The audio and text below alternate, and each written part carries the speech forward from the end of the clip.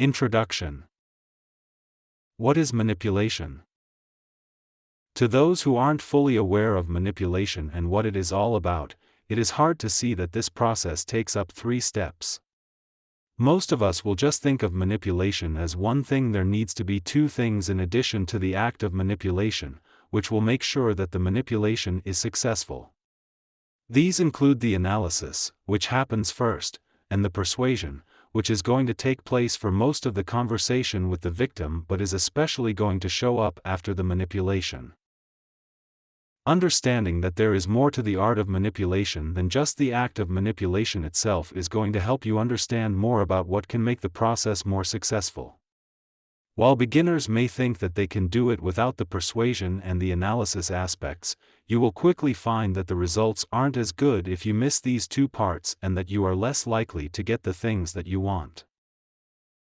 When it comes to manipulation, it seems that a lot of people underestimate how powerful it can be, and oftentimes, they will misunderstand what is going on with this art form.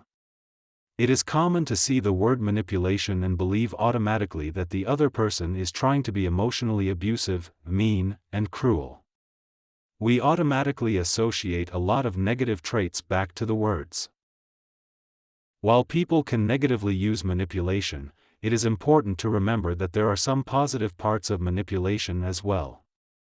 Because so many people see manipulation as a negative thing, it can prevent them from realizing just how powerful of a psychological art form manipulation can be.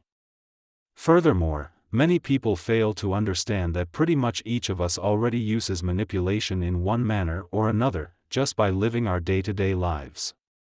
While we may not automatically see this kind of behavior as manipulation, we all will have some degree of practice with using it.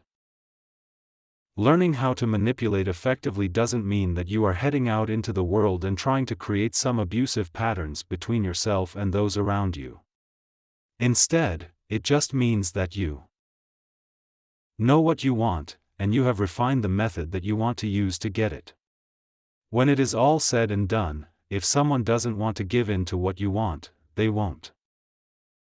Manipulation isn't all about the pressure put on the other person. The best manipulators don't force someone into doing something that they don't want to do. Instead, it is more about helping someone see the value in helping you and doing what you would like, and then building up from there. Before we start to look at some of the techniques that you can use with manipulation, we first need to dig deeper into what manipulation is all about, how and why manipulation tends to work, and when you would decide to work with manipulation in your own life.